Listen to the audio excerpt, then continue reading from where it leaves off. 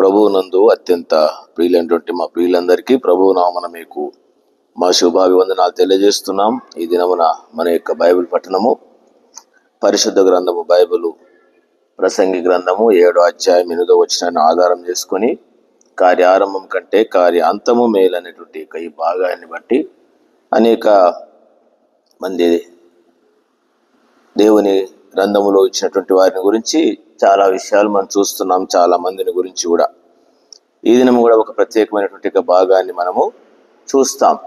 గమనించండి, ఎందుకనంటే కార్య ఆరంభం కంటే కార్య అంతము మేలు. అంతము మేలు. దీనికి ఇంకొక మాట కూడా మనము తలంచవచ్చును. ప్రకటన గ్రంథము 3వ అధ్యాయం 11లో ఫిలదెల్ఫియా సంఘాన్ని గురించి ఈ విధంగా ఉంటుంది. నేను త్వరగా వస్తున్నాను, ఎవడును నీ కిరీటమును అపహరింపకుండా నీకు కలిగిన దాన్ని గట్టిగా పట్టుకోనమంటాడు. నీకు ఏదైతే కలిగిందో దాన్ని.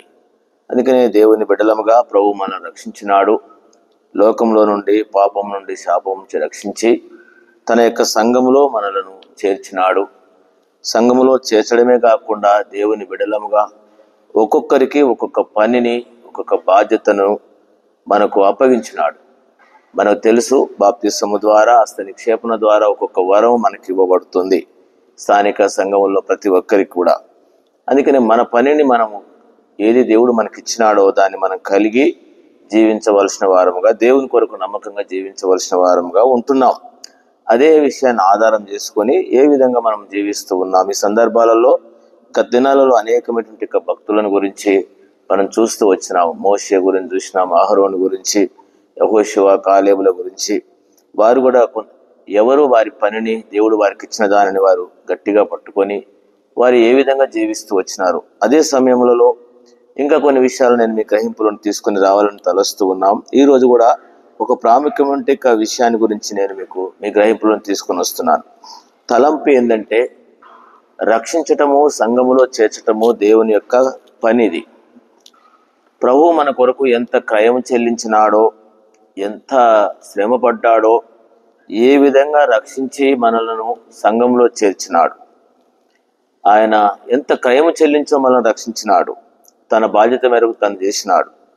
మనము దేవుని సంఘములో ఉన్నటువంటి మనము మన బాధ్యత మేరకు ఆయన కొరకు దేవునికి మనం నమ్మకస్తులముగా జీవించవలసిన వారం చివరి వరకు. నాకు అనిపిస్తూ ఉంది ఏంటంటే, ఇంత శ్రమపడి ప్రభు రక్షించినటువంటిది ఎంత భారంతో కూడిందైనా అదే సులువుగా ఉంది. కానీ రక్షించబడ్డటువంటి మనము ప్రభువు కొరకు మన వంతు జీవితం మనం జీవించటము మనకు చాలా కష్టం అవుతుంది. ఎందుకంటే ఆ విధానములో జీవించిన దినాలలో ఉంటున్నాం. ఇది పాత నిబంధన తీసుకోండి, క్రొత్త నిబంధన క్రైస్తవులను, సంఘాలను తీసుకోండి. మీరు రక్షించబడి నేడు దినాల్లో మనల్ని చూసుకున్నా కూడా ఇదే విషయాన్ని మనము ఎరగగలం. అందుకనే గమనించవలసిన విషయం ఏంటంటే, ఈ దినం కూడా ఒక ప్రాముఖ్యమైనటువంటి సత్యాన్ని మీ గ్రహింపులను తీసుకొని వస్తున్నాను. సంఖ్యాకాండము 16వ అధ్యాయము. ఈ అధ్యాయం అంతటి మనకు అవసరమైన విషయము. ఈ అధ్యాయాన్ని 3 భాగాలుగా మనం చేసి 3 విషయాలను మనం తలంచుతాం. అందుకని ఇది మీరు దృష్టి పెట్టుకొని గమనించగలరు. మొదటి భాగంగా మనం గమనిస్తాము. ఇందులో ఈ అధ్యాయం అంతటిలో 3 భాగాలు. అయితే మొదటి భాగంగా మనం గమనించవలసిన విషయం ఒకటి భాగాన్ని నేను ఈరోజు మీ గ్రహింపులను తీసుకొని వస్తాను. మొదటి వచనం 16వ అధ్యాయం, సంఖ్యాకాండము 16 మొదటి వచనంలో, లేవీకి మునిమనుమడును, కహాతుకు మనవడును, ఇస్సారు కుమారుడైన కొరహు, రూబేనీలలో ఏలియాబు కుమారులైన దాతానును, అబిరామును, పెలేగు కుమారుడైన ఓనును యోచించుకొని ఇశ్రాయేలీలలో పేరు పొందిన సభికులైన సమాజ ప్రధానులైన 250 మందితో మోషేకు ఎదురుగా లేచి, మోషే అహరోనులకు విరోధముగా పోగుపడి, మీతో మాకిక పని లేదు, ఈ సర్వ సమాజంలోని ప్రతివాడును పరిశుద్ధుడే, యెహోవా వారి మధ్యనున్నాడు, యెహోవా సంఘము మీద మిమ్మల్ని మీరేలా హెచ్చించుకొనుచున్నారనగా. గమనించండి, ఇక్కడ 3 విషయాలు మనం ఎరగాలి. ఒకటి, కొరహవు మనకు కనబడుతున్నాడు. రెండవది, రూబేను యొక్క సంతానములో రూబేనీలలో ఏలియాబు కుమారులైన దాతాను, అబిరాములు, పెలేతు కుమారుడైన ఓనును యోచించుకొని. ఇశ్రాయేల్లో పేరు పొందిన సభికులను ప్రధానులైన 250 మంది. ఈ విషయాలను ఒక్కొక్కరి గురించి కొన్ని విషయాలను మనము తలస్తాం. ముందుగా లేవికి ముని మనమడు, కహాతుకు మనమడు, ఇస్సారు కుమారుడు కొరహవు. ఈ కొరహవుకు వచ్చినటువంటి యొక్క ఏమనాలి, కొరహవుకు వచ్చినట్టు యొక్క స్వభావమో లేక అతని బుద్ధి, అతని విషయాన్ని ఎవరికి వచ్చింది? ఇప్పుడు రూబేనీయులు చూసినారా, అట్లనే యోనును వీళ్ళందరూ యోచించుకొని వీరికి తోడు ఎవరితోనే 250 మంది సభికులైన ప్రధానులు, సమాజ ప్రధానులైనటువంటి వాళ్ళందరూ ఒకరికి వచ్చినటువంటి యొక్క ఈ కుట్ర లేక ఈ ద్వేషపూరితమైనది, ఈ అసూయ, ఈ విరోధ స్వభావము వీళ్ళందరికీ ఒక భయంకర కలరలాగా వ్యాపించినట్టుగా, కరోనా లాగా వ్యాపించినట్టుగా మనం చూస్తూ ఉన్నాం. గమనించండి, 3వ వచనంలో మోషే అహరోనులకు విరోధముగా పోగుబడి. ఇప్పుడు వీళ్ళందరూ లేచింది దేనికి, ఎవరి మీద అంటే మోషే అహరోనులకు విరోధంగా పోగుపడి. ఈ రోజుల్లో ఎక్కడ చూసినా కూడా విరోధముగా పోగు చేసుకుంటున్నారు. సంఘాలలో ఒక్కొక్కడు పోగు చేసుకోవడం. అందుకనే దేవుని బిడ్డలారా, మనం ఏ విధంగా మోషే అహరోనులకు విరోధముగా, మోషే ఎవరంటే ప్రవక్త, అహరోను ఎవరంటే యాజకుడు వీరికి విరోధంగా పోగుపడ్డారు. ఈ దినాల్లో ఎక్కడ చూసినా సేవకులకు, పెద్దలకు, విశ్వాసులకు ఉన్నటువంటి కలవరాలను మనం చూడగలము. అందుకు ఇక్కడ ఏమంటాడు, 3వ వచనంలో ప్రకారము వారికి అందరిని పోగు చేసుకున్నాడంట. పోగు చేసుకున్నటువంటి విషయం ఇంకో దగ్గర కూడా ఈ మాట కనబడతా ఉంటది. పోగు చేసుకున్నాడంట. పోగు కాబట్టి ఎవరు చేసుకున్నారు పోగు? ముందు ఎవరికి వచ్చిందంటే కొరహవుకు వచ్చినటువంటి విషయం. కొరహవు ఎవరు అనంటే ఇస్సారు కుమారుడు. ఇస్సారు ఎవరంటే కహాతుకు మునిమనుడు. కహాతు అంటే లేవి. కాబట్టి గమనించండి, ఏమి చేసినారు వీరంటే ఏంది, వీళ్ళ యొక్క బాధ ఏంది, ఎందుకు పోగు చేసుకున్నాడు, ఎందుకు విరోధంగా లేచినారు అనంటే ఒక భాగాన్ని తలస్తాం. ఏంటి వాళ్ళ బాధ? లేవి యొక్క లేక కొరహు యొక్క బాధను గురించి, కొరహవు వీరందరినీ పోగు చేసుకోవడానికి కారణం ఏంది అని చెప్పేసేటువంటి విషయాన్ని నేను మీకు గుర్తు చేస్తున్నాను. కొరహవు వరకే మేము ఈ విషయాన్ని గుర్తుపెట్టుకోండి. తర్వాత భాగంలో మిగతా వారి గురించి చూస్తాం. ఏంటిది వీళ్ళకి కావలసినటువంటి విషయం, ఎందుకు ఈ సమస్య ఏర్పడింది అని అంటే నేను చదువుతున్నాను, గమనించండి. 6వ వచనంలో 7వ వచనంలో కూడా రాయబడి ఉన్నటువంటి సందర్భం మనకు కనబడతా ఉంటది. 8లో అంటాడు, మరియు మోషే కొరహవుతో ఇట్లాను, లేవి కుమారులారా వినుడి, తన మందిర సేవ చేయుటకు యెహోవా మిమ్మును తన యొద్దకు చేర్చుకొనుటయు, మీరు సమాజం ఎదుట నిలిచి వారు చేయవలసిన సేవ చేయునట్లు ఇశ్రాయేలు దేవుడు ఇశ్రాయేలు సమాజములో నుండి మిమ్మును వేరుపరచుటయు మీకు అల్పముగా కనబడునా? ఆయన నిన్నును నీతో లేవీలైన నీ గోత్రపు వారందరినీ చేర్చుకొనెను కదా. అయితే మీరు యాజకత్వము కోరుచున్నారు. ఎందుకు? ఈ కొరహుకు వచ్చినటువంటి యొక్క బాధ, వీళ్ళందరిని నష్టం చేయడానికి ఇతనికి ఏమొచ్చింది అని అంటే వీళ్ళకి ఏం కావాలంటే యాజకత్వం కావాలంట. ఎవరికి? కొరహుకు. వాస్తవముగా ఈ కొరహు యొక్క వీరికి దేవుడిచ్చినటువంటి యొక్క పని ఏంది? కహాతు యొక్క సంతానము వీరు. గమనించండి, వీరి యొక్క పని ఏంది? దేవుని మందిరంలో ఏం సేవ చేయాలని నేను చదువుతున్నాను. సంఖ్యాకాండము 4వ అధ్యాయము 4వ వచనం. అతి పరిశుద్ధమైన దాని విషయంలో ప్రత్యక్షపు గుడారం నందు కహాతీయులు చేయవలసిన సేవ ఏదనగా. గమనించండి, ఇతడెవరు? కహాతునకు ముని మనవడు. ఇక్కడ కహాతీయులు అంటే కహాతు సంతానంగా చెందినటువంటి వాళ్ళు చేయవలసిన సేవ ఏందంటే గమనించండి, ఏం చేయాలా వీళ్ళు అనంటే 5వ వచనం ప్రకారము అహరోను అతని యొక్క కుమారులు లోపలికి వచ్చి ఆ మందిరం అంతా కూడా చుట్టాల, అన్ని భద్రం కనబడకుండా చేయాల.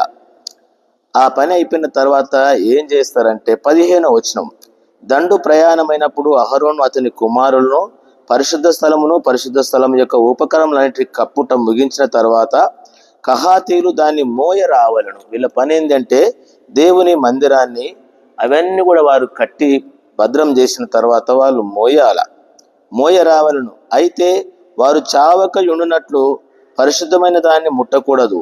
ఇవి ప్రత్యక్షపు గుడారంలో కహాతీల యొక్క భారము. గమనించినారా? కహాతీల యొక్క భారం. అందులో యాజకుల యొక్క విషయం ఏంది అంటే, అహరోను యొక్క విషయం ఏంది అని అంటే, యాజకుడు అహరోను కుమారులైన ఎలియాజరు పై విచారణలోనికి వచ్చి వారిని ఏదనగా అంటే, వాళ్ళు ఈ వచనం బట్టి చూస్తే వాళ్ళు పై విచారణ చేసేవాళ్ళు. వారు మందిరం యొక్క పనంతా కూడా వారి మీద ఆధారపడి ఉంటుంది. దాని నుంచి కట్టడం కానీ అవన్నీ చూడడం కానీ, వీళ్ళది మోసే పని మాత్రమే. 17వ వచనంలో ఈ విధంగా వ్రాయబడి ఉంటుంది. మరియు యెహోవా మోషే అహరోనులకు ఇలా సెలవిచ్చెను, మీరు కహాతీయుల గోత్రముల కుటుంబముల లేవీయుల నుండి ప్రత్యేకపరచుడి.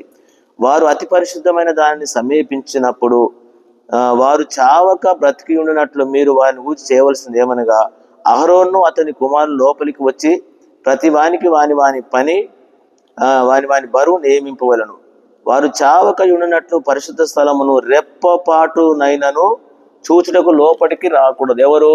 ఈ కహాతీయులు లోపటికి రాకూడదు. రెప్ప పాటులో కూడా వాళ్ళు చూడకూడదు. ఇదంతా కూడా ఎవరు చేయాలి? పని నియమించేదంటే అహరోను యొక్క, అంటే యాజకులు చేయవలసినటువంటి పని. ఇది వీళ్ళకు నచ్చలే.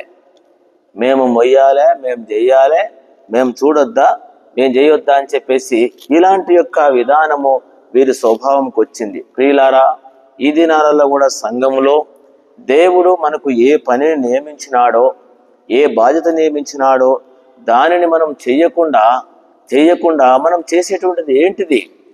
మనది కానటువంటి దాన్ని చేస్తున్నాం. చెప్పండి, మందిరం యొక్క పనిలో యాజకులు, ప్రధాన యాజకులు చేసే పని ఉంది. ఇక్కడ వీళ్ళు 3 రకాల వాళ్ళు చేసే పని ఉంది. దాంట్లో కహాతీయులు చేయవలసి అంటే మొయ్యాల. ఇది విడిచిపెట్టేసి వాళ్ళు ఏం కోరుకుంటారు? యాజకత్వం కోరుకున్నారంట. యాజకులు ఏం చేస్తారంటే ధూపం వేయాలి. యాజకుని యొక్క బాధ్యత. అందుకే నాడు మీరు ధూపం తీసుకొని, ప్రమిదలు తీసుకొని రండి, ధూప వేదికలు తీసుకొని రండి, లేక ధూపం వేయాలి. ప్రతి వాడు వారి యొక్క ధూపార్తి తీసుకుని రమ్మన్నాడు. తర్వాత భాగం చూస్తాం. అందుకని ఎక్కువ ఏం కోరుకుంటున్నారంటే యాజకత్వం కోరుకుంటున్నారు. ఈ దినాలలో కూడా ప్రజలు ఏం కోరుకుంటున్నారు? ఇదే కోరుకుంటున్నారు, యాజకత్వం. యాజకులు ఏం చేస్తున్నారు ఇక్కడ అంటే ధూపం తీసుకుని రమ్మన్నాడు. మోషే గారు వారు చెప్పినటువంటి మాట ఏంటంటే, మీరు ఎవరో రేపు ఏం చేయాలంటే అందరు కూడా మీ ధూపార్తులను చేత పట్టుకొని ధూపం తీసుకొని రావాలా. అంటే యాజకులు చేసేవలసిన పని ఏంటంటే ధూపం వేయాలి దేవునికి. కాబట్టి వీళ్ళు కోరుకుంది కూడా ఏంది? మేము ఎప్పుడు మొయ్యాలనా, ధూపం వేయొద్దా అని. ఈ దినాల్లో సంఘాల్లో వచ్చిన విషయం ధూపం అనేటువంటి మాటను గురించి నేను మీకు కొన్ని విషయాలను చెప్పాలని తలస్తున్నాను. చాలా మందికి ఇదే కొరాహుకు వచ్చినటువంటి యొక్క రోగమే ప్రజలకు వచ్చేటువంటి యొక్క దినాలలో ఉన్నాం. ఎందుకు అనంటే ధూపం వేసినటువంటి వారి గురించి మనందరికి బాగా తెలుసు. మొదటి రాజుల గ్రంథము 13వ అధ్యాయం తర్వాత మీరు చదువుకోండి. ధూపం వేస్తూ ఉన్నటువంటి 13వ అధ్యాయము ఇది మీరు తర్వాత చదువుకోండి. నేను ఎందుకంటే ధూపాన్ని గురించి కొన్ని విషయాలు నేను గుర్తు చేస్తున్నాను. 13 మాట నుంచి, అంతటి దైవజనుడు ఒకడు యెహోవా చేత సెలవు నుండి యూదా దేశం నుండి బేతేలునకు వచ్చును. ధూపం వేటుకు యెరోబాము బలిపీఠం వద్ద నిలిచి ఉండగా. ఇక్కడ ఎవరు ఇస్తున్నారు? యెరోబాము. దేశము 2 భాగాలు చేసుకున్నటువంటి ఈ యెరోబాము ఏం చేసినాడు? వాడే యాజకుల్లాగా ధూపం వేస్తా ఉన్నాడు.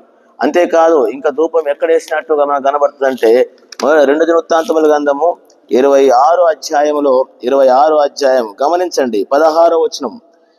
ఇతడు ఉజ్జియా అని అంటాం, ఉజ్జియా రాజుని గురించి. అయితే ఇతడు స్థిరపడిన తర్వాత మనసును గర్వించి చెడిపోయి అతడు ధూపపీఠం మీద ధూపం వేయటకై యెహోవా మందిరంలో ప్రవేశించి తమ దేవుడైన యెహోవా మీద ద్రోహము చేయగా. గమనించండి, ఇతను కూడా ఏమొచ్చేసింది?